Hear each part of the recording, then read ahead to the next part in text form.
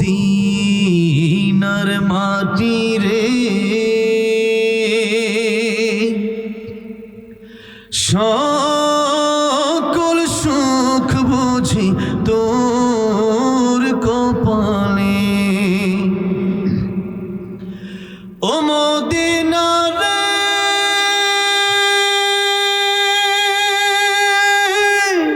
তোর বুকে আমার নবী যার লাগি পাগল সবই যার লাগি মা তোর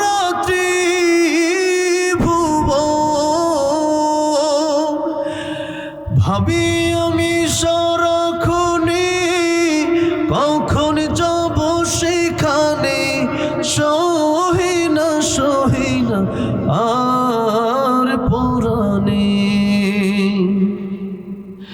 ও মদিনার মাটি রে সকল সুখ বুঝি তোর কপালে ও মদিনা রে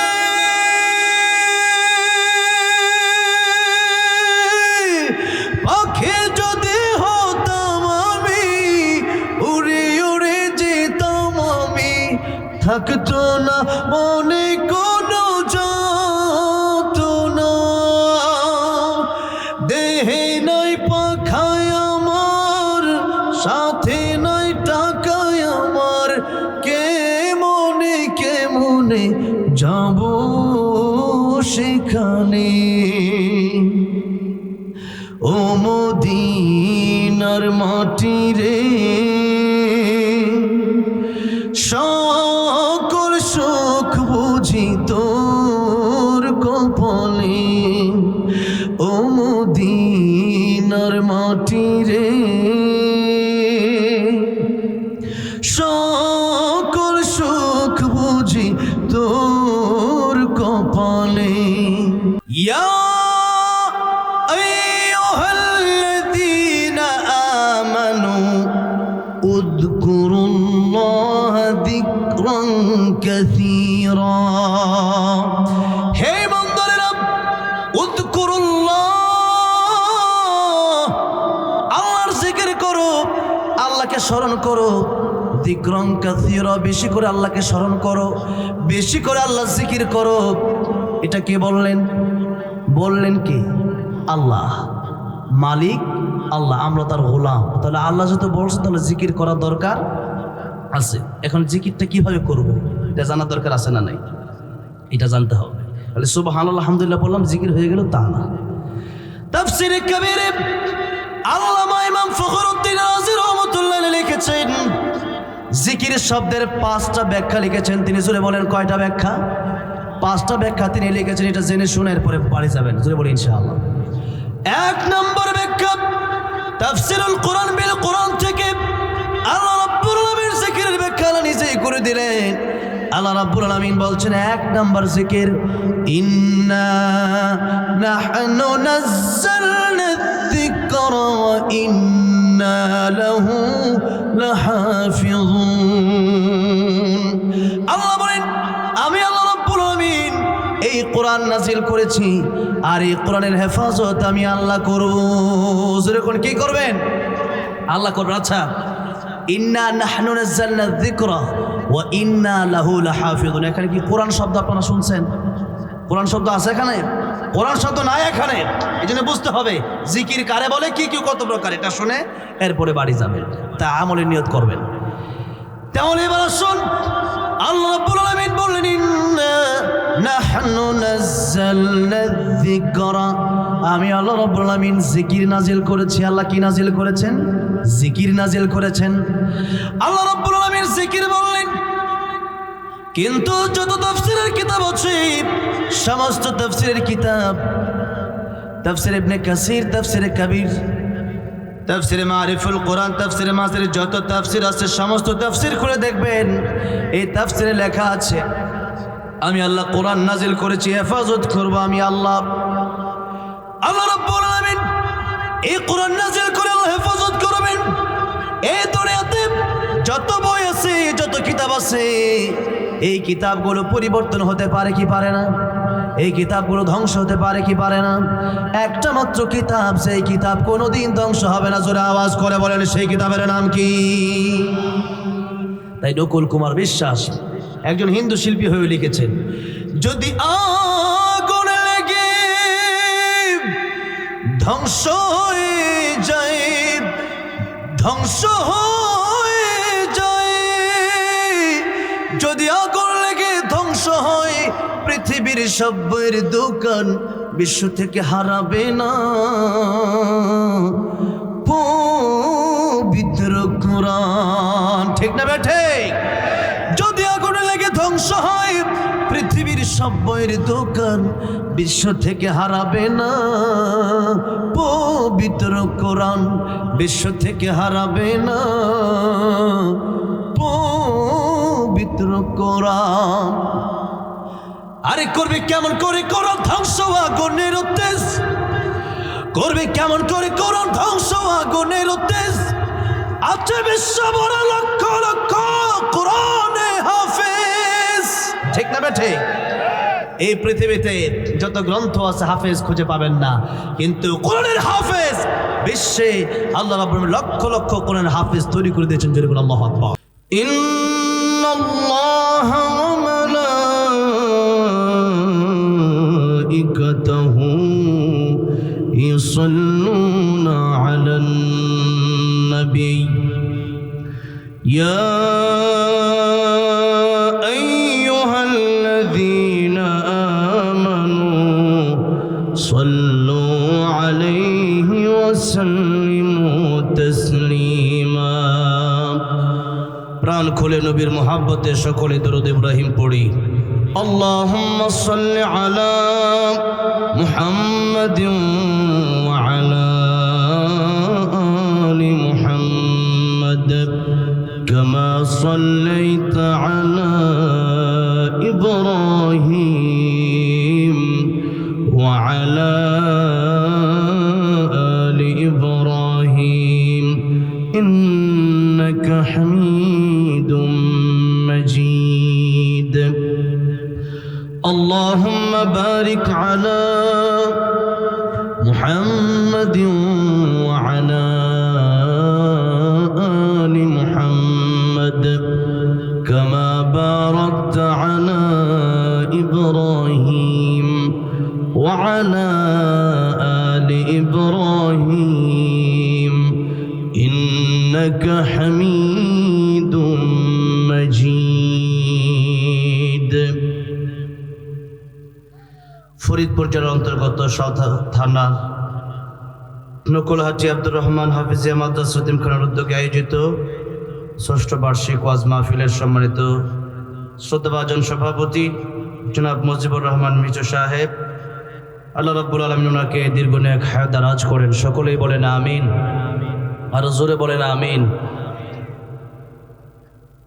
আজকের মাহফিলের প্রধান আলোচক আন্তর্জাতিক খ্যাতিসম্পন্ন মুফাসসির কোরআন হাফেজ কারি মাওলানা আব্দুর রহিম আল মাদানী দামাত বারাকাতুহুম গাজীপুর, যার সাথে আমার দীর্ঘদিনের একটি ভালোবাসার সম্পর্ক, হৃদয়ের গভীর থেকে যিনি আমাকে অত্যন্ত স্নেহ করেন, আমি যাকে অত্যন্ত শ্রদ্ধা করি, আমাদের প্রিয় ভাজন শ্রদ্ধাভাজন ব্যক্তিত্ব, সারা বাংলাদেশের মানুষের হৃদয়ের ভালোবাসার কলেজার হাফেজ কারি আব্দুর রহিম আল মাদানী দামাত বারাকাতুহুম। আল্লাহ রাব্বুল আলামিন হুজুরের দিনী খেদমতগুলো কবুল আর মঞ্জুর করে নেন। জোরে বলেন আমিন। আলোচনা রেখেছেন আমাদের প্রিয় মুফতি, আমার অত্যন্ত কাছের ভাই, আপনাদের এলাকার এবং আমার খুব হৃদয়ের কাছের, অত্যন্ত লম্বা সময় ধরে যার সাথে আমার গভীরভাবে সম্পর্ক রয়েছে, আমাকে দাওয়াত করেন এবং আমার সাথে যোগাযোগ রাখেন আমার ভাই মুফতি শরীফুল হক আব্বাসী দামাত বারাকাতুহুম। আমার ভাইকে আল্লাহ রাব্বুল আলামিন গোটা বিশ্বময় কবুল আর মঞ্জুর করেন। জুড়ে বলেন আমিন। আজকে এই মাহফিলটা এত সুন্দর হয়েছে, কিন্তু বড় আশ্চর্য হলাম যে প্যান্ডেলটা মানে মানুষ একটু শীতের জন্য হয়তো চলে যাচ্ছে। 10টার পরে এখন মানুষ আসা শুরু করে অন্য মাহফিল, আর আপনারা চলে যাচ্ছেন। আজকের এই মাহফিল এত সুন্দর একটি প্রোগ্রাম সম্ভব হয়েছে আল্লাহ রহমতে এবং আমাদের প্রিয় আতর রহমান ভাইয়ের ওসিলায়। এতগুলো মানুষ, আমি তো সবচেয়ে ছোট মানুষ এখানে আমি উপস্থিত হওয়ার কোনো ব্যাপার না, কিন্তু এখানে বিশ্বজয়ী হাফেজ কারি আবু রায়হান, বাংলাদেশের পতাকাকে যিনি সারা বিশ্বের মাঝে উড্ডীন করেছেন বহুবার, যার তিলাওয়াত বিশ্বের কোটি কোটি মানুষ শোনে, শুধু বাংলার মানুষ নয়। আমার বাম পাশেই বসা সেই আবু রায়হান রমজান মাসে যার রেডিওর তেলাওয়াত শুনতে শুনতে আমাদের ফজর হয় এবং আমাদের মাগরিব হয়, ইফতার হয়। যার তেলাওয়াত শুনে আমাদের হৃদয় আমরা ঠান্ডা করি, সে আবু রায়হান আমাদের সামনে বসা। অবশ্যই আপনারা তেলাওয়াত শুনে মুগ্ধ হয়েছেন। আমার নসিব আজকে ভালো না, সেই সিলেটে মাহফিল ছিল আমার গতকাল। আজকে যদিও আমার প্রথমত বগুড়া মাহফিল ছিল, মাহফিলটা পরবর্তীতে আমার ভাইয়ের কারণে ডেটটা চেঞ্জ করে অন্য ডেটে তাদেরকে দিয়েই মাহফিলটা এখানে। অক্লান্ত পরিশ্রম আমিও করেছি এই প্রোগ্রামটার জন্য, সবার সাথে যোগাযোগ করা, সবার সাথে ঠিকঠাক যোগাযোগ করা, বারবার যোগাযোগ করা অত্যন্ত কঠিন ছিল আমার জন্য। সেই গতকাল মাহফিল ছিল আমার সিলেটে, আমি ব্রাহ্মণবাড়িয়া ছিলাম। আজকে আসলে আপনারা জানেন যে আগামীকাল আপনাদের এবং দেশের প্রিয় মানুষ জনাব তারেক রহমান সাহেব আসছেন, সেই জন্য ঢাকাটা একটু হয়তো জ্যাম হয়ে গেছে। ঢাকার আনাচে কানাচে একটু লোকজন আজকে আসা শুরু করেছে। গতকালকে সিলেট থেকে অনেকেই বললো যে আমরা আগামীকালই যাব, মানে আগামীকাল উনি আসবেন, আর আজকে অনেক মানুষ ঢুকতেছে ঢাকায়। তো সেই জন্য আমার স্মরণকালের শ্রেষ্ঠ জ্যাম মনে হয় আজকে এই প্রথম পাইলাম। এত লম্বা জ্যাম আমি আগে কখনো পেয়েছি কিনা আমার হয়তো জানা নাই। এত লম্বা জ্যাম, প্রায় 8 ঘন্টা তার কাছাকাছি সময় জ্যামে বসে আমার যাত্রাবাড়িটা পার হতে আমার খবর হয়ে গেল।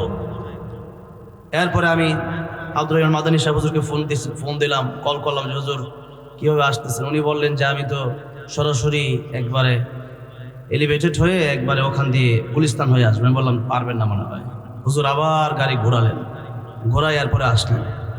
জুনায়েদকেও ফোন দিলাম, আমাদের জুনায়েদকে কীভাবে আসতেছে। তো আজকে আসলে সবারই আসার, আমি চাইছিলাম যে এখানে যেন কমপক্ষে মাগরিবটা পড়তে পারি, কিন্তু আসলে কঠিন হয়ে গেল। আর আজকে শীতটাও একটু বেশি পড়েছে।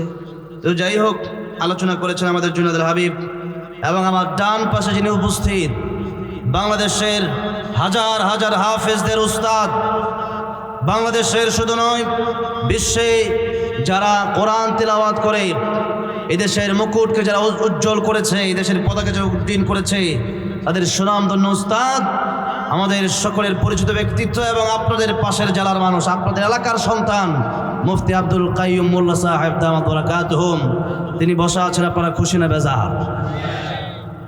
এতক্ষণ পরে একটা আওয়াজ দিয়েছেন, তার মানে আসলেই খুশি। জোরে বলেন মারহাবা। আল্লাহ রাব্বুল আলামিন প্রিয় শেখকে দীর্ঘ নেক হায়াত দারাজ করে দেন, জোরে বলেন আমিন। আল্লাহ রাব্বুল আলামিন আবু রায়হানকে হক্কানি আলিম এবং দিনের দায়ী হিসেবে কবুল করেন, জোরে বলেন আমিন। এসেছেন আরো অনেকের নাম বলতে পারলাম না, যারাই আসছেন, যারাই এই মাহফিলের জন্য কষ্ট করলেন, আল্লাহ রাব্বুল আলামিন যেন কাল কিয়ামতের ময়দানে এই মাহফিল আমাদের নাজাতের ওসিলা বানায় দেন, জোরে বলেন আমিন। লম্বা সময় আলোচনা করতে পারবো না, যেহেতু আমাদের প্রিয় শেখ আব্দুর রহিম আল মাদানী দামাত বারাকাতুহুম, এত সুন্দর চেহারা যেমন সুন্দর, আলোচনাও তেমন সুন্দর। আল্লামা সাইদি রহমতুল্লাহ যেমন আলোচনা করতেন, ওনার প্রতিচ্ছবি কয়েকজন আলেমের মধ্যে দেখা যায়। এর মধ্যে একজন হচ্ছেন আব্দুর রহিম আল মাদানী দামাত বারাকাতুহুম। হুজুর আসতেছেন, আপনারা যারা দাঁড়ায় আছেন বসবেন, যারা পিছনে আছেন একটু চেপে চেপে সামনের দিকে চলে আসবেন। আমরা মূল আলোচনায় আমরা প্রবেশ করব। তার আগে আমরা আল্লাহর প্রশংসা করে নিই যে আল্লাহ আমাদেরকে এই নিয়ামত দান করলেন, ঈমান দিলেন, কোরআন দিলেন, শ্রেষ্ঠ নবী দিলেন। আল্লাহ রাব্বুল আলামিন আমাদেরকে আজ পর্যন্ত নেক হায়াত দিয়ে এই পর্যন্ত মাহফিল আসার বসার তৌফিকটুকুন দান করলেন। সে আল্লাহর মহাব্বতে জবান ছেড়ে দিয়ে এক যুগে সকলেই পড়ছি আলহামদুলিল্লাহ। এত বড় প্যান্ডেল, যদিও প্যান্ডেলের অর্ধেক মানুষ আছেন, তবে আলহামদুলিল্লাহ আওয়াজ এত কম হলে হবে না। মুসলমান কাপুরুষ হয়ে বাঁচবে না বীর পুরুষ হয়ে বাঁচবে? বীর পুরুষের মতো বাঁচতে হবে। মুসলমান ভয় পেয়ে বাঁচবে না, মুসলমান এই চিন্তা করেই বাঁচবে যে আমি শহীদ হয়ে যাব, তবু আমি আল্লাহর পক্ষে থাকবো, বাতিলের কাছে মাথা নত করবো না। ঠিক না বেটে? সেইভাবে মুসলমান বাঁচবে। মুসলমানের মতো আওয়াজ দিয়ে জোরে বলছি আলহামদুলিল্লাহ। আসুন আমরা আলোচনায় চলে যাই। আসলে চেয়েছিলাম অনেক লম্বা সময়। আমার ভাই আতাউর রহমান ভাই, আল্লাহ আমার ভাইয়ের ব্যবসা বাণিজ্যে তুমি বরকত দিও, জোরে বলেন আমিন। ভাই যে কত আলেম প্রিয়, ভাই যে এই এলাকার জন্য মানে এতগুলো মানুষ একসাথে করে ফেলেছেন, এটা অনেক কঠিন ছিল ভাইয়ের জন্য। ভাইয়ের জন্য সহজ হয়ে গেছে, তারপরেও ভাই করেছেন। তো আমার ভাইয়ের জন্য অনেক আগে আসতে চাইছিলাম, কিন্তু আসতে পারি না, যেহেতু এই জন্য অল্প সময় আলোচনা করবো। তবে আখলিস দিনাকা ইয়াকফিকাল আমালুল কলিল। আমালুল, আরে জোরে কয় না, আমালুল কলিল। অল্প আমল না যাদের জন্য যথেষ্ট হবে, যদি এটা ইখলাসের সাথে হয়, যদি আল্লাহর জন্য হয়। আর অনেক আমল করলাম, আল্লাহ কিয়ামতের ময়দানে শহীদকে ডাকবেন, শহীদ এদিকে আসো। শহীদ বলবে জি আল্লাহ। আল্লাহ বলবেন তুমি আমার জন্য কি করছো? শহীদ বলবে আল্লাহ তোমার জন্য শহীদ হয়েছে। আল্লাহ বলবে তুমি মিথ্যা বলছো, তুমি আমার জন্য শহীদ হও নাই, তোমাকে যেন মানুষ শহীদ বলে সেই জন্য শহীদ হয়েছো, আজকে জাহান্নামে চলে যাও। ও ফেরেশতা তাকে জাহান্নামে দিয়ে আসো। এরপরে আলেমকে ডাকবে, আল্লাহ আলেমকে জিজ্ঞেস করবে আলেম তুমি কেন আলেম হয়েছিলা, কেন কারি হয়েছিলা? সে বলবে আল্লাহ তোমার জন্য। আল্লাহ তুমি মিথ্যা বলছো, তোমাকে যেন মানুষ বাহাবা দেয়, বড় কারি বলে, বড় আলেম বলে, বড় মুফতি, বড় শেখুল হাদিস বলে, এই জন্য হয়েছিল, তুমি আমার জন্য হলে দুনিয়ায় পেয়ে গেছো। ওই ফেরেশতারা তাকে যাও জাহান্নামে দিয়ে আসো। এরপর দানবীরকে ডাকা হবে, দানবীর দিকে আসো, তুমি কি করছিলা? বলবে আল্লাহ আমি তো তোমার জন্য দান খয়রাত করছি। আল্লাহ তুমি মিথ্যা বলছো, তোমাকে মানুষ বিশিষ্ট দানবীর বলবে এই জন্য দান করছো, যাও জাহান্নামে যাও। তাহলে এত বড় শহীদ আলেম, এরপরে দানবীর হওয়ার পরেও জান্নাতে যাওয়া যাবে না যদি ইখলাসের সাথে আমল না হয়। আর যদি অল্প আমলও হয়, কেমন অল্প আমল? একজন মানুষ দুনিয়াতে হাদিস শরীফের ভিতরে আসছে, এক গ্লাস পানি একজনকে পান করাইছে। মরুভূমিতে এক গ্লাস পানির প্রয়োজন, নিজে না পানি পান করে তিনি এই এক গ্লাস পানি মরুভূমিতে বিপদের সময় আরেক ভাইকে পান করাই দিছিল। এক বোতল পানি নিজের কাছে ছিল, নিজে পান করে না, আরেকজনের পানি পিপাসা লাগছে, তারে পান করাইছিল। এতটুকু ভালো কাজ করছিল দুনিয়াতে। আল্লাহ বিশ্ব নবী রাহমাতুল লিল আলামিন বলেন কিয়ামতের কঠিন ময়দানে একজনের জন্য আল্লাহ রাব্বুল আলামিন জান্নাতের ফয়সালা করে দিবেন, আরেকজনের জন্য জাহান্নাম ফয়সালা করে দিবেন।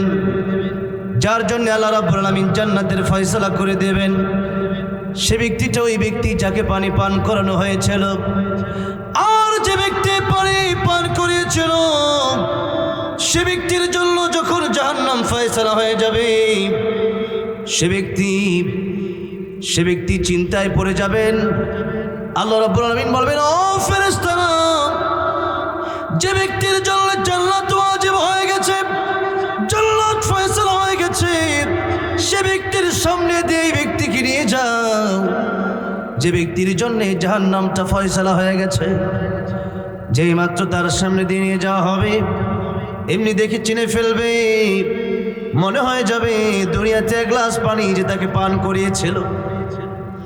এমনি লোকটা ডেকে বলবে আল্লাহর বান্দা, দুনিয়াতে এক গ্লাস পানি পান করিয়েছিলাম বড় বিপদের সময়, ওই বিপদের সময় এক গ্লাস পানি পান করিয়েছিলাম। আজকের কিয়ামতের কঠিন ময়দানে কি আপনি আমাকে একটা উপকার করতে পারবেন? লোকটা বলবেন কি উপকার? তিনি বলবেন দুনিয়াতে বড় বিপদের সময় আপনাকে এক গ্লাস পানি পান করিয়েছিলাম, সে এক গ্লাস পানি নিজে পান করি নাই, আমারও পান করার প্রয়োজন ছিল কিন্তু আপনারে পান করিয়েছিলাম। আজকের কিয়ামতের কঠিন ময়দানে আপনি জান্নাতে চলে যান আর আমার জন্য জাহান্নাম ফয়সালা হয়ে গেছে। আজকের কিয়ামতের ময়দানে আপনি কি আল্লাহর কাছে আমার জন্য একটু সুপারিশ করতে পারেন না? আল্লাহর কাছে যদি আপনি আমার ব্যাপারে একটু বলেন, আল্লাহ রাব্বুল আলামিন আপনার জান্নাতের টিকিট ক্যান্সেল করবে না। আপনি কি আমার জন্য আল্লাহর কাছে একটু বলতে পারেন না? এমনি লোকটা বলেন হ্যাঁ, যেহেতু তুমি দুনিয়াতে বড় বিপদের সময় আমাকে উপকার করেছিলে, আজকের কিয়ামতের কঠিন ময়দানে তোমার জন্য কি আমি একটু উপকার করতে পারি না? আল্লাহ রাব্বুল আলামিন আজকের কিয়ামতের ময়দানে যে লোকটার জন্য জাহান্নাম ফয়সালা হয়ে গেছে, এই লোকটা দুনিয়াতে বড় বিপদের সময় আমার এক গ্লাস পানি পান করেছিল। আয় আল্লাহ, আজকে কি তাকে জান্নাতে দেওয়া যায় না? এমনি আল্লাহ ডেকে বলবেন, বান্দারে দুনিয়াতে এক গ্লাস পানি তুই পান করেছিল, তোর জন্য এত দয়া মায়া তার হল। ও বান্দারে, আজকের কিয়ামতের কঠিন ময়দানে এই বান্দা তোর উপর যেমন দয়া করলো, কিয়ামতের কঠিন ময়দানে বিপদের সময় আমি তারে ডাইরেক্ট জাহান্নামে দিয়ে দিতে পারতাম, কিন্তু তোর সামনে কেন আনলাম? বান্দারে ছোট্ট ছোট্ট আমলকে ওসিলা করে আমি আল্লাহ রাব্বুল আলামিন আজকের কিয়ামতের ময়দানে আমি আমার বান্দাদেরকে মাফ করে দেব। আল্লাহু আকবার। তাহলে ছোট্ট ছোট্ট আমল কিয়ামতের ময়দানে আমার জন্য আপনার জন্য নাজাতের উসিলা হয়ে যাবে। কিন্তু আমাদের আমল অনেক বড় এখন, কিন্তু সে আমল আল্লাহর জন্য হয় না। এই জন্য আমল হতে হবে কার জন্য? আল্লাহর জন্য। আমাদের ভালোবাসা কার জন্য? এই যে এত মোহাব্বত, জিজ্ঞাসা করেন কোনো স্বার্থ আছে কিনা? কোনো স্বার্থ নাই। এই যে রায়হানকে মোহাব্বত করি, কোনো স্বার্থ আছে? একটা স্বার্থ, মান হাব্বা লিল্লাহ ওয়া আবগাদা লিল্লাহ ওয়া আ'তা লিল্লাহ ওয়া মানআ লিল্লাহ ফাকাদ ইসতাকমালাল ঈমান। আমাদের ভালোবাসা কার জন্য? আমাদের ঘৃণাও আল্লাহর জন্য। আমাদের জীবন মরণ তাও কার জন্য? কার জন্য? ইন্না সলাতি ওয়া নুসুকি ওয়া মাহইয়ায়া ওয়া মামাতি ওয়া মাহইয়ায়া ওয়া মামাতি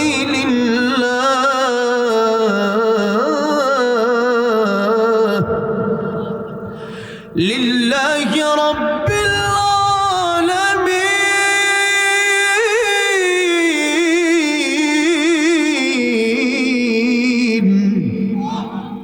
আমাদের জীবন মরণ নামাজ কুরবানি সব কার জন্য? আল্লাহর জন্য। আমাদেরকে অনেকেই মৃত্যুর ভয় দেখায়।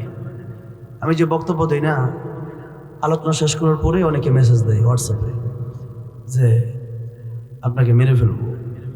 আজকে 2 দিন যাবত ইন্ডিয়া থেকে যে কোনো একটা বক্তব্যের কারণে আমাকে হুমকি দেওয়া হচ্ছে, আমাকে মেরে ফেলবে। কিন্তু এই মৃত্যুর ভয় কি আমরা করি? আর বিড়ালের মতো বাঁচার দরকার নাই 500 বছর, সিংহের মতো 1 ঘন্টা বাঁচতে চায়, ঠিক না বেঠে? উসমান হাদি মারা গেছেন, শহীদ হয়েছেন, মারা যায় না, শহীদ হয়েছেন। সে উসমান হাদি যাকে 1 মাস আগেও মানুষ চিনত না, এখন নাম বললেই মানুষ চেনে, যার জানাজায় লক্ষ লক্ষ মানুষ উপস্থিত হয়েছে, মানুষ কেঁদেছে যার জন্য, অসংখ্য মাহফিলে যার জন্য দোয়া হয়েছে। কেন? বিড়ালের মতো বাঁচা নাই, সিংহের মতো বেঁচেছে, ঠিক না বেঠে? ঠিক তেমনি আমরাও মরণের ভয় পাই না, কারণ আমাদের অন্তরে সবচেয়ে বেশি ভালোবাসা আল্লাহর জন্য। আমরা জানি মৃত্যু ছাড়া আল্লাহর সাথে দেখা করা সম্ভব না, ঠিক না বেঠে? আল্লাহ বলেন তোমাদের অন্তরে সবচেয়ে বেশি ভালোবাসা আমার। ওয়াল্লাযীনা আমানু আশাদ্দু হুব্বান লিল্লাহ।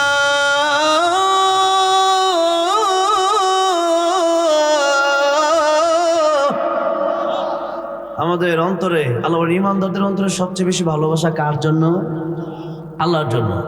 আল্লাহর জন্য সবচেয়ে বেশি ভালোবাসা। তাই তো আব্দুল কাদের জিলানী রাহমাতুল্লাহ তিনি বলতেন, জান্নাত ও দোজখ সে ইয়া রব্বি ক্যা করুম, জান্নাত ও দোজখ সে ইয়া রব্বি ক্যা করুম, আরজু হ্যায় मैं तुझसे देखा करूं, आरज़ू है मैं तुझसे देखा करूं।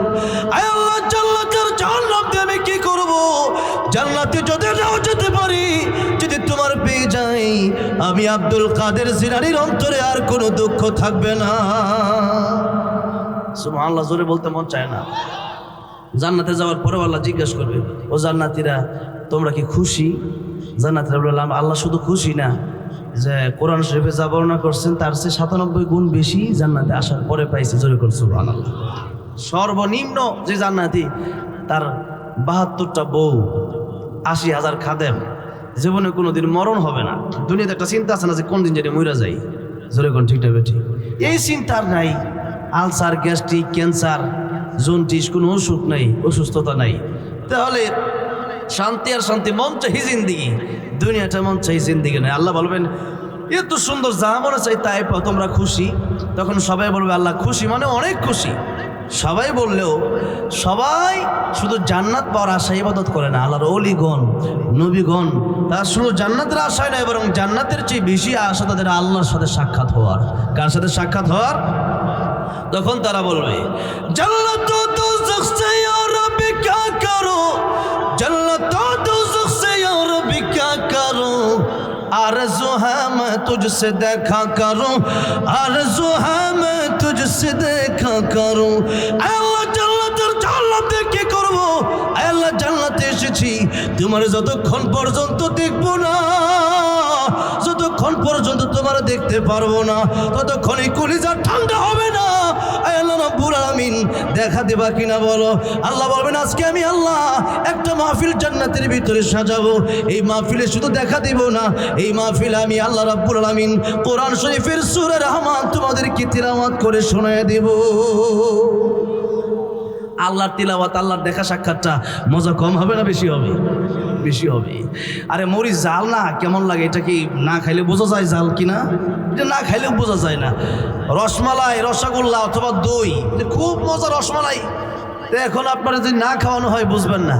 আপনারা বললাম যে রসমালাই খুব মিষ্টি, মিষ্টিটা কি যে একটু খায়া দেখেন, খাওয়ার পরে বোঝা যায় কথা ঠিক না বেঠিক। তো ঠিক তেমনি আল্লাহর দিদার, আল্লাহর সাক্ষাৎ, জান্নাতে যাওয়ার পরে আল্লাহর কোরআন তেলাওয়াত যে কি মজা হবে, ওইটা কি আমি বুঝাইতে পারবো? ওইটা ওয়াজ করে বোঝানো সম্ভব নয়। তাহলে জান্নাতে যাওয়ার পর আল্লাহর সাথে দেখা যদি করতে চান, আল্লাহর সাথে সবাই দেখা করতে চান, কারা কারা চান দেখি একটু হাত উঠান। লিল্লাহি তাকবীর, লিল্লাহি তাকবীর। কোরআন সুন্নাহ যেখানে, আল্লাহ রাসূল যেখানে, লিল্লাহি তাকবীর। হাত নামান, আল্লাহ কবুল করেন। আল্লাহর সাথে সবাই দেখা করতে চান? আল্লাহ বলেন দেখা যদি করতে চাও, সূরা কাহফের শেষে আল্লাহ বলেন ফামা কানা ইয়ারজু লিকা রাব্বিহ ফালইআমাল আমালান সালিহান ওয়ালা ইউশরিক বিইবাদাতি রাব্বিহ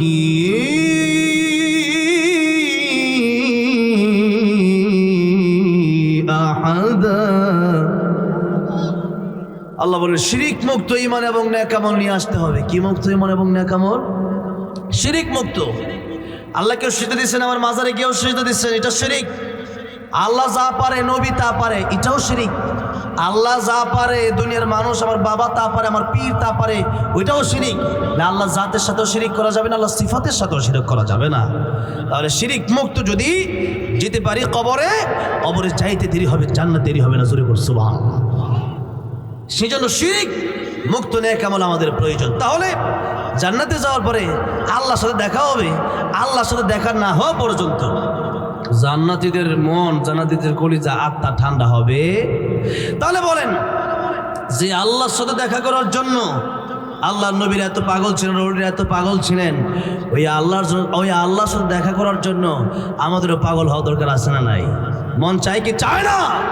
দুনিয়ার সব সৌন্দর্য যে আল্লাহ বানাইলেন, এই সৌন্দর্য দেখার জন্য মালয়েশিয়া যায় মানুষ, থাইল্যান্ডে যায়, তারপরে নেপাল যায়, তারপরে দেখা গেছে যে দুবাই যায়, কাতার যায়, কক্সবাজার যায়, সাজেক যায়, এত জায়গায় দুনিয়ার সৌন্দর্য মানুষ দেখার জন্য যায়। যুবক যুবতীর প্রেমে পড়ে আত্মহত্যা করে, কথা ঠিক না বেঠিক? বিয়ে না করে লেখবাই থাকতাম না কেন?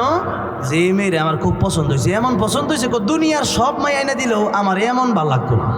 জোরে কোন কথা ঠিক না বেঠিক? তাহলে এত সুন্দর লাগে কেন? যে অনেক সুন্দর, তার চেহারা খুব ভালো লাগছে আমার কাছে, আর বিয়ে করা লাগবে। দুনিয়ার সব সৌন্দর্য যিনি সৃষ্টি করেছেন তিনি কে? জোরে কোন তিনি কে? দুনিয়া সুন্দর, মানুষ সুন্দর, আসমান সুন্দর, জমিন সুন্দর, সুন্দর সুন্দর পাল্লা। জানি না কত সুন্দর তুমি আল্লাহ, জানি না কত সুন্দর তুমি আল্লাহ। বলেন না, জানি না কত সুন্দর তুমি আল্লাহ, জানি না কত সুন্দর। ঝর্ণা ছুটে চলে একে বেঁকে, পৃথিবীর বুকে কত ছবি এঁকে, নদীর ওই কলতানে সাগরের গর্জনে, নদীর ওই কলতানে সাগরের গর্জনে, ঢেউয়ে ঢেউয়ে দেয় পাল্লা। জানি না কত সুন্দর তুমি আল্লাহ, জানি না কত সুন্দর। আমার ভাইরা, আমার বাবাজিরা, এবার আসুন আমার বোনা, যে আমি আপনাদের সামনে তিলাওয়াত করেছি সে আলোচনার দিকে চলে যাব। আল্লাহ রাব্বুল আলামিন বলেছেন সূরা আহজাব, সূরাতুল আহজাবের 41 এবং 42 নম্বর আয়াত। অল্প সময়ের ভিতরে আলোচনা শেষ করে দেব, কারণ বলেছিলাম আমল কম হলেও আমলটা হতে হবে ইখলাসের সাথে। আমল কম হলেও নাজাতের জন্য সে আমলটা যথেষ্ট হয়ে যাবে। আকসারু আমালানা আহসানু আমালা, আল্লাযী খালাকাল মাউতা ওয়াল হায়াতা লিয়াবলুয়াকুম আইয়ুকুম আহসানু আমালা, নাকি আকসারু আমালা? আহসানু আমালা, উত্তম আমল। উত্তম আমল আল্লাহ চায়, তাহলে উত্তম আমল, আমাদের কাজগুলো যেন উত্তম হয়। আসুন আমরা এই আয়াত থেকে আমরা ইনশাআল্লাহ 10 মিনিট কথা বলবো, 10-15 মিনিট কথা বলবো, এরপরে হুজুর চলে আসবেন ইনশাআল্লাহ। আসলে পরিবেশটার জন্য কেমন, কেউ হাঁটতেছে, কেউ দাঁড়ায় আছে, কেউ চলে গেছে। আসলে এইভাবে আলোচনা করে একটু করছি, তারপর আলহামদুলিল্লাহ মাইকটা খুব ভালো, মাইকটা এখন খুব ভালো লাগতেছে। তো সেই জন্য আপনারা একটু মনোযোগের সাথে শুনতে হবে, কথা বলা যাবে না, আড্ডা দেওয়া যাবে না, ঠিক আছে ইনশাআল্লাহ? এবার একটু মনোযোগ দেন, আমার মূল আলোচনা শুরু হয়ে যাচ্ছে। আল্লাহ রাব্বুল আলামিন বলেন, ইয়া আইয়ুহাল্লাযীনা আমানু উযকুরুল্লাহা যিকরান কাসীরা। হে বান্দারা, উযকুরুল্লাহ, আল্লাহর জিকির করো, আল্লাহকে স্মরণ করো। যিকরান কাসীরা, বেশি করে আল্লাহকে স্মরণ করো, বেশি করে আল্লাহ জিকির করো। এটা কে বললেন? বললেন কে? আল্লাহ, মালিক আল্লাহ, আমরা তার গোলাম। তাহলে আল্লাহ যত বলছে, তাহলে জিকির করা দরকার আছে। এখন জিকিরটা কিভাবে করব এটা জানার দরকার আছে না নাই? এটা জানতে হবে। তাহলে সুবহানাল্লাহ আলহামদুলিল্লাহ বললাম জিকির হয়ে গেল তা না। তাফসীরে কবিরে আল্লামা ইমাম ফখরুদ্দীন রাজি রাহমাতুল্লাহ আলাইহি লিখেছেন, জিকির শব্দের 5টা ব্যাখ্যা লিখেছেন তিনি। জোরে বলেন কয়টা ব্যাখ্যা? 5টা ব্যাখ্যা তিনি লিখেছেন। এটা জেনে শুনে এরপরে বাড়ি যাবেন, জোরে বলি ইনশাআল্লাহ। 1 নম্বর ব্যাখ্যা, তাফসীরুল কোরআন বিল কোরআন থেকে আল্লাহ রাব্বুল আলামিন জিকিরের ব্যাখ্যা নিজেই করে দিলেন। আল্লাহ রাব্বুল আলামিন বলছেন 1 নম্বর জিকির, ইন্না নাহনু নাযালনা যিকরা ওয়া ইন্না লাহু লাহাফিজুন। আল্লাহ বলেন, আমি আল্লাহ রাব্বুল আলামিন এই কোরআন নাজিল করেছি, আর এই কোরআনের হেফাজত আমি আল্লাহ করব। যেরকম কি করবেন? আল্লাহ করবেন। আচ্ছা, ইন্না নাহনু নাযালনা যিকরা ওয়া ইন্না লাহু লাহাফিজুন, এখানে কি কোরআন শব্দ আপনারা শুনছেন? কোরআন শব্দ আছে এখানে? কোরআন শব্দ নাই এখানে। এই জন্য বুঝতে হবে জিকির কারে বলে, কি কি কত প্রকার, এটা শুনে এরপরে বাড়ি যাবেন, তা আমলের নিয়ত করবেন। তাহলে এবার আসুন, আল্লাহ রাব্বুল আলামিন বললেন, ইন্না নাহনু নাযালনা যিকরা, আমি আল্লাহ রাব্বুল আলামিন জিকির নাজিল করেছি। আল্লাহ কি নাজিল করেছেন? জিকির নাজিল করেছেন।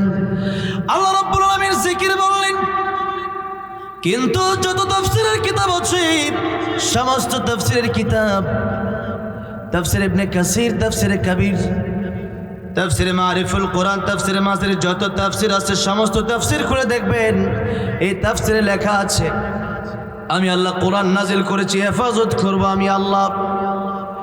আল্লাহ রাব্বুল আলামিন এই কোরআন নাজিল করে আল্লাহ হেফাজত করবেন। এই দুনিয়াতে যত বই আছে, যত কিতাব আছে, এই কিতাবগুলো পরিবর্তন হতে পারে কি পারে না? এই কিতাবগুলো ধ্বংস হতে পারে কি পারে না? একটা মাত্র কিতাব, সেই কিতাব কোনোদিন ধ্বংস হবে না। জোরে আওয়াজ করে বলেন, সেই কিতাবের নাম কি? তাই নকুল কুমার বিশ্বাস একজন হিন্দু শিল্পী হয়ে লিখেছেন, যদি আগুন লেগে ধ্বংস হয়ে যায়, ধ্বংস হয়ে যায়, যদি আগুন লেগে ধ্বংস হয় পৃথিবীর সব বইয়ের দোকান, বিশ্ব থেকে হারাবে না পবিত্র কোরআন। ঠিক না বেঠে? যদি আগুনে লেগে ধ্বংস হয় পৃথিবীর সব বইয়ের দোকান, বিশ্ব থেকে হারাবে না পবিত্র কোরআন। বিশ্ব থেকে হারাবে না পবিত্র কোরআন। আরে করবে কেমন করে কোরআন ধ্বংস আগুনের তেজ? করবে কেমন করে কোরআন ধ্বংস আগুনের তেজ? আছে বিশ্ব বড় লক্ষ লক্ষ কোরআনে হাফেজ। ঠিক না বেঠে? এই পৃথিবীতে যত গ্রন্থ আছে হাফেজ খুঁজে পাবেন না, কিন্তু কোরআনের হাফেজ বিশ্বে আল্লাহ রাব্বুল আলামিন লক্ষ লক্ষ কোরআনের হাফেজ তৈরি করে দিয়েছেন। যেরকম আল্লাহু আকবার। আর সেই হাফেজদের মধ্যে আমার বাংলাদেশের হাফেজরাই পৃথিবীর শ্রেষ্ঠ হাফেজ। যেরকম আলহামদুলিল্লাহ। আর এর মধ্যে অন্যতম বিশ্বের শ্রেষ্ঠ হাফেজদের একজন শ্রেষ্ঠ হাফেজ আমাদের বাম পাশে বসা হাফেজ আবু রায়হান। আর আমরা পেয়ে গেছি যেরকম আলহামদুলিল্লাহ। এত আসতে বলেন আলহামদুলিল্লাহ, আলহামদুলিল্লাহ। তাহলে আমাদের বাংলাদেশে আন্তর্জাতিক হাফেজ অনেক আছে। হাফেজ নাজমুল সাকিব আছে, হাফেজ জাকারিয়া আছে, হাফেজ তাকরিম আছে, হাফেজ কয়েকদিন আগে মিশর থেকে একজন আসলে হাফেজ আনাস আছে। এত বিশ্বজয়ী হাফেজ, কিন্তু বড় দুঃখ হয়, বড় আফসোস লাগে, খেলোয়াড়রা 9 দেশের সাথে হারার পরে এক দেশের সাথে জিতে গেল, তাই 2 কোটি টাকা পুরস্কার ঘোষণা করলেন। আর আমার বাংলার সোনার ছেলেরা হাফেজ আবু রায়হানের হাফেজ আনাসরা যখন এই এয়ারপোর্ট দিয়ে আসে, তখন সরকারি রাষ্ট্রীয় সম্মাননা আপনারা দিতে পারেন না, সরকারি মর্যাদা আপনারা দিতে পারেন না। তার মানে বোঝা গেল বাংলাদেশে আগেও বৈষম্য ছিল, এখনো বৈষম্য আছে। বাংলাদেশ এখনো ঠিক হয় নাই। এদেশ মুসলমানদের দেশ। এই দেশের ভেতরে আপনি খেলোয়াড়দেরকে এত সম্মান দিচ্ছেন আর কোরআনের হাফেজদেরকে সম্মান দিচ্ছে না, এই দেশে রহমত আসবে কিভাবে? এত মারামারি কেন? এই দেশে এত মুসলমান, কিন্তু কোরআনের হাফেজ আলেমদেরকে আজকে সম্মান দিতে জানে না। কথা বলেন ঠিক না ঠিক? অথচ নবী বলেছেন, কুন আলিমান আও মুতাআল্লিমান আও মুস্তামিআন আও মুহিব্বান ওয়ালা তাকুন খামিসান ফাতালিক। আলেম হও, পারো নাই আলেমের ছাত্র হও, পারো নাই আলেমদের কথাগুলো শোনো, পারো নাই আলেমদেরকে মুহাব্বত করো। মুহাব্বত যদি না করতে পারো, সাবধান, 5 নম্বরে যাবে না, ফাতাহালিক, ধ্বংস হয়ে যাবো। তাহলে আলেমদেরকে মুহাব্বত করা দরকার আছে না নাই? আলেমদেরকে মুহাব্বত করা, হাফেজ কোরআনদেরকে মুহাব্বত করা, এটা জান্নাতে যাওয়ার কারণ, জান্নাতে যাওয়ার সিস্টেম এটা। যেরকম সুবহানাল্লাহ, আলেমদেরকে মুহাব্বত করতে হবে। আমার ভাইয়েরা, আমার বাবাজিরা, যেই কথা বলছিলাম, আল্লাহ রাব্বুল আলামিন বলেন, নাহনু নাযালনা যিকরা ওয়া ইন্না লাহু লাহাফিযুন। আল্লাহ রাব্বুল আলামিন বলেন, আমি আল্লাহ কোরআন নাযিল করেছি। তাহলে আল্লাহ বলেন, ইন্না নাহনু নাযালনা যিকরা, আমি আল্লাহ জিকির নাযিল করেছি। আল্লাহ কি নাযিল করেছেন? জিকির। আর এই জিকিরের অর্থ সমস্ত মুফাসসিরগণ করেছেন কোরআন। এই জিকিরের অর্থ কি? কোরআন। তাহলে 5 অর্থের এক অর্থ আমরা পেয়ে গেলাম, কোরআন থেকে পেয়ে গেলাম। তাহলে জিকিরের 5 অর্থের এক অর্থ কোরআন। জোরে বলেন, জিকিরের 5 অর্থের এক অর্থ কি? কোরআন। তাহলে সুবহানাল্লাহ, আলহামদুলিল্লাহ বললেন, কিন্তু কোরআন শিখতে পারলেন না। বলেন, কোরআন না শিখতে পারলে কি জিকির হবে? আপনাদেরকে জিজ্ঞেস করতে চাই, নামাজ ভঙ্গের কারণ কয়টা?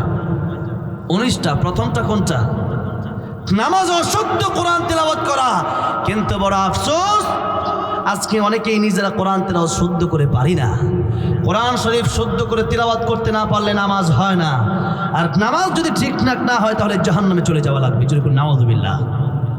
তাহলে কোরআন শরীফ শুদ্ধ করে তেলাওয়াত করা, নামাজের জন্য যেমন ওযু শর্ত আছে, নামাজের জন্য কোরআন ফরজ, কোরআন শিক্ষা করাও ফরজ। আর এই কোরআন শিক্ষা যখন আপনার নামাজ ফরজ হবে, তার আগে করতে হবে।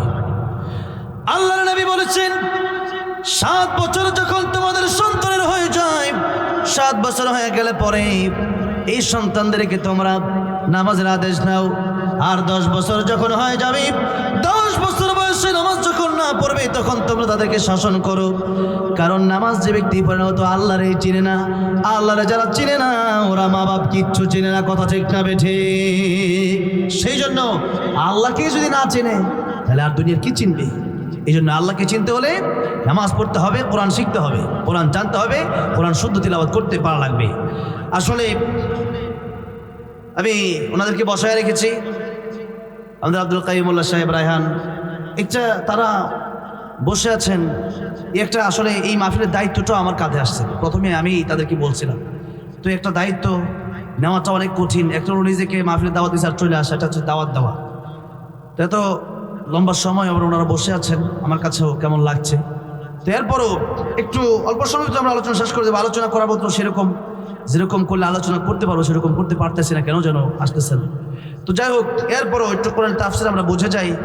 এই মাহফিলগুলো তাফসিরুল কোরআন মাহফিল, কোরআন থেকে তাফসির করা লাগবে, কোরআনের ব্যাখ্যাগুলো আমাদের বোঝা লাগবে। অনেক সুরসার অনেক কিছু শুনলেন, ঘটনা একটা বলে লম্বা সময় কাটাই দিলাম, এরপর চলে গেলেন বাড়িতে, কিছু নিয়ে যেতে পারলেন না। লাভ কি হইলে এত বড় মাহফিল করে কোনো লাভ নাই, কোনো সফলতা নাই, কোনো সার্থকতা নাই, ঠিক না? ঠিক।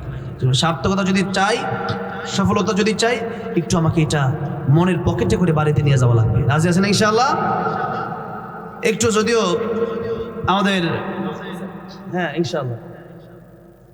নারে তাকবীর, নারে তাকবীর। এই মুসলমানদের আওয়াজ কাপুরুষের মতো হবে না বীর পুরুষের মতো হবে? এই কাপুরুষের মতো যাবার আওয়াজ দিচ্ছেন, নারে তাকবীর, নারে তাকবীর। আব্দুর রহিম আল মাদানী হুজুরের আগমন। এত আস্তে বললে হবে না। আব্দুর রহিম আল মাদানী হুজুরের আগমন।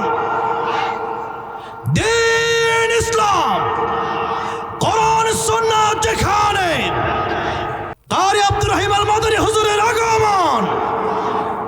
নারে তাকবীর। আল্লাহ হুজুরকে দীর্ঘ নেক হায়াত দারাজ করেন, জুড়ে বলেন আমিন। হুজুর চলে আসছেন, আর কোনো আলোচনায় চলে না। আসলে হুজুরের সাথে আমার সম্পর্ক গভীর, মানে অনেক গভীর, অনেক লম্বা সময় ধরে। আর এখানে আজকে যারাই আসছে, আমি প্রথমে জানতাম না যে হুজুরকে দাওয়াত দেওয়া হয়েছে। এরপরে মানে পোস্টার যখন দিছে, পরে আমি দেখলাম যে হুজুর আছে। আমার কাছে খুব ভালো লাগছে। আমার এলাকার হুজুর এলাকা একেবারে খুব পাশাপাশি এলাকা। আমার মাদ্রাসার হুজুরের মাদ্রাসা একবারে খুব কাছাকাছি মাদ্রাসা। আর হুজুর এখানে আসছেন, আসলে লম্বা সময় অনেক যানজট, এর ভিতরে হুজুর অনেক কষ্ট করে আসছেন। লম্বা সময় আসলে বসায় রাখার কোনো ইচ্ছে আমার নাই। যতটুকু আলোচনা করলাম, এখান থেকে একটা শিক্ষা নিয়ে শুধু বাড়ি যাবেন। সেটা হলো যে কোরআন আমাদের শুদ্ধ করে শিখতে হবে এবং বাচ্চাকে শেখাতে হবে। ইয়া আইয়ুহাল্লাযীনা আমানু কু আনফুসাকুম ওয়া আহলিকুম নারা। হে ঈমানদারেরা, তোমরা নিজেরা জাহান্নামের আগুন থেকে বাঁচাও, পরিবারকে জাহান্নামের আগুন থেকে বাঁচাও। নবীজি বলেছেন 7 বছর যখন বাচ্চার বয়স হয়ে যাবে, নামাজের আদেশ দাও। 10 বছর যখন হয়ে যাবে, নামাজ না পড়লে শাসন করো। তাহলে যখন 7 বছর বয়স, তার আগে থেকেই সন্তানকে কোরআন শেখানো দরকার আছে না নাই? আছে। সেই জন্য আপনার বাচ্চাকে যদি কোরআন না শেখান, এত বড় একটা মাদ্রাসা এখানে পাওয়ার পরেও, তাহলে কিন্তু আপনার বাচ্চা আপনার বিরুদ্ধে বিচার দায়ের করবে। আল্লাহ, আমার বাবা ব্যবসা বাণিজ্য, ডাক্তার, ইঞ্জিনিয়ার সব বানাইছে, কিন্তু আমাকে কোরআন শেখায় নাই, নামাজ পড়তে বলে নাই। এই জন্য আপনার বিরুদ্ধে বিচার দায়ের করে। সেই জন্য নামাজ নিজে পড়তে হবে, সন্তানকে পড়ার জন্য বলতে হবে। কোরআন নিজে শিখতে হবে, সন্তানকে পড়ার জন্য বলতে হবে। ওযু ছাড়া যেমন নামাজ হয় না, পবিত্রতা ছাড়া যেমন নামাজ হয় না, কোরআন শরীফ কারো যদি অশুদ্ধ থাকে, আলহামদুর জায়গায় আলহামদু পড়বেন, আলামিনের জায়গায় আলামিন পড়বেন, কুল হুয়াল্লাহু আহাদের জায়গায় আহাদ পড়বেন, তাহলে আহাদের জায়গায় আহাদ পড়বেন। এরকম একটা অক্ষর যদি এদিক সেদিক হয়ে যায়, নামাজ আর হবে না। কিন্তু মুসলমান, বড় আফসোস আমাদের জন্য, আমরা এত মুসলমান, কিন্তু আমার মনে হয় শতকরা 90% মুসলমানের কোরআন তেলাওয়াত জিজ্ঞাসা করলে মনে হয় শুদ্ধ তেলাওয়াত পাওয়া যাবে না। হায় রে মুসলমান, নামাজ পড়তেছে কিন্তু কোরআন তেলাওয়াত শুদ্ধ করে পারে না।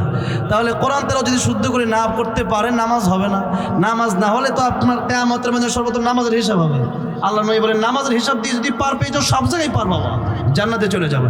আর নামাজ ঠিক নাই তো কিচ্ছু ঠিক নাই, জাহান্নামে চলে যাবে। সেই জন্য আমাদের নামাজ ঠিকঠাক রাখতে হলে কোরআন আমাদেরকে শুদ্ধ করে শিখতে হবে। কালকে প্রয়োজনে বয়স্ক কোরআন শিক্ষা চালু করেন, চালু করে কোরআন শিখেন। কোরআন না শিখা কবরে গেলে উপায় নাই। সেই জন্য কোরআন শিখবেন তো সবাই ইনশাআল্লাহ, শিখবেন তো ইনশাআল্লাহ। এটাই হচ্ছে আজকের জিকিরের 5 অর্থের 1 অর্থ। আগামীতে আসলে আরো 4 অর্থ বলে যাবো ইনশাআল্লাহ। আর হুজুর আলোচনা করবেন, আমি আগেই বলেছিলাম, আখলিস দীনাকা ইয়াকফিকাল আমালুল কলিল। অল্প আমল না যাদের জন্য যথেষ্ট হবে, যদি সেটা আমল করতে পারি। বাস্তব অনেক শুনি আমরা, কিন্তু আমল করি না। সেই জন্য আমল করতে হবে আমাদের। আমল যদি করতে পারি, যেমন একটা ওয়াজ হলো কি, নামাজটাই পড়েন না, নামাজই তো আমরা পড়ি না। এই জন্য আমরা ওয়াজ যতটুকু শুনবো ততটুকু আমল করার চেষ্টা করব। আজকে যারা আসলেন আমার একেবারে খুবই কাছের হৃদয়ের, দেখেন উনি তো মনে হয় ঘুমায় যাবে এরকম অবস্থা, আব্দুল কাইয়ুমুল্লাহ হুজুর। আর আলহামদুলিল্লাহ হুজুর সবসময় আমি দেখছি মানে খুবই স্ট্রং, আলহামদুলিল্লাহ। হুজুরের ফ্যামিলির যারা, হুজুরের বাচ্চারাও খুবই স্ট্রং, মানে পারিবারিক একটা বিষয় থাকার ব্যাপার সেবার আছে, আলহামদুলিল্লাহ। মানে একটা বিষয় হচ্ছে দেখেন, মানে উনি আমাদের, আর উনি পরিশ্রম করেন দিনের বেলা তো, আর হুজুরের পরিশ্রম রাতের বেলা বেশি। আমাদের মানে ওনার 2500 স্টুডেন্ট, হুজুরের তো প্রতিদিন ওয়াজ মাহফিল, আবার আমাদের হুজুরের আবার এই প্রতিদিন ওয়াজ মাহফিল নাই, যে মোটামুটি রাত্রে এই টাইমে হয়তো ঘুমায় যায় প্রতিদিন বা বাসায় চলে যায়। তো এই টাইমে আসলে উনি লম্বা সময় বসে আছেন, বসায় রাখা আসলে কষ্ট হয়ে গেল। আর হুজুর আসছে, হুজুর লম্বা সময় আলোচনা করবে না, এদিকের মানুষের লম্বা সময় আলোচনায় অভ্যস্ত না। এটা ময়মনসিংহ হইলে ঠিক আছে, কথা ঠিক না ঠিক? ময়মনসিংহ হইলে আগে ঘুমায়, হুজুর ঘুমাইন, এরপরে হুজুর খাইন, যাইন, ঘুমাইন, এরপরে ঘুমানির পরে ফজরের আগে ডাক দিলে পরে উঠবাইন, ওইটা ওয়াজ করবাইন। কথাটা বুঝছেন? তো ময়মনসিংহ ফজরের আগ দিয়ে একদম ওয়াজ করা যায়, কিন্তু এদিকে এরকম না। এদিকের মানুষ আলহামদুলিল্লাহ খুব আগে ভাগে সব শেষ করে। এটা আসলে খুব প্রয়োজন আমাদের। সারা রাত আসি না, নামাজ নাই, তাহলে তো লাভ নেই।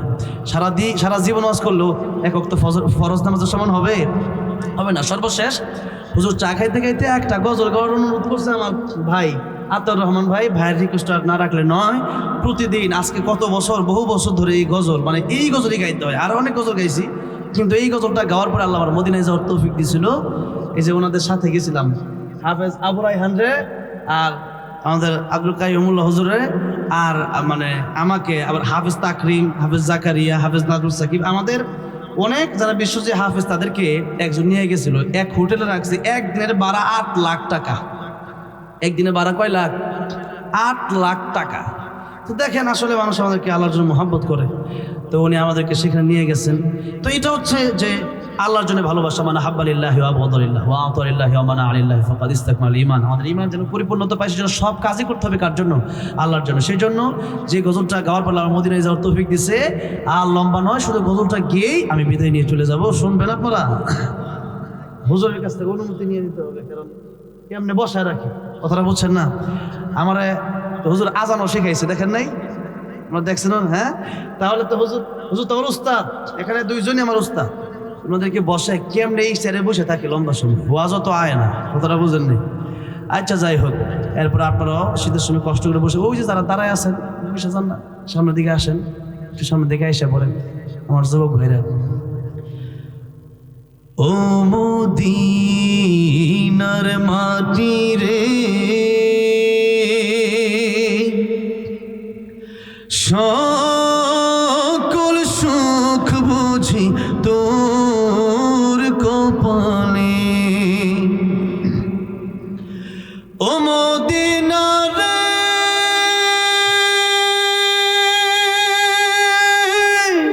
তোর বুকে আমার নবী, যার লাগি পাগল সবই, যার লাগি মা তোর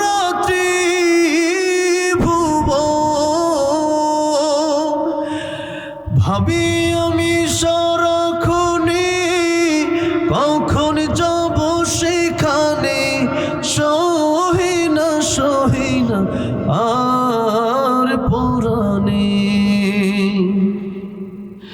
ও মদিনার মাটি রে,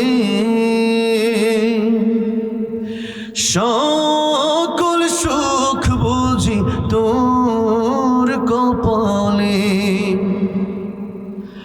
ও মদিনা রে,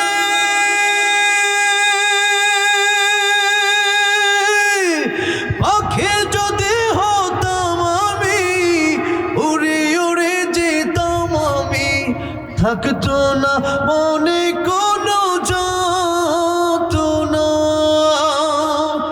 দেহে নাই পাখায় আমার, সাথে নাই টাকায় আমার, কেমনে যাব সেখানে। ও মদিনার মাটি রে, সকল সুখ বুঝি তোর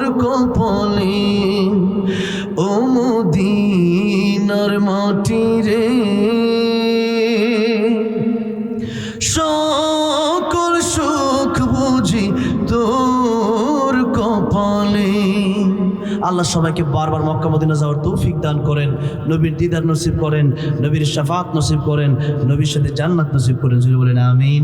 আসসালামু আলাইকুম ওয়া রাহমাতুল্লাহি ওয়া বারাকাতুহু। আলহামদুলিল্লাহ।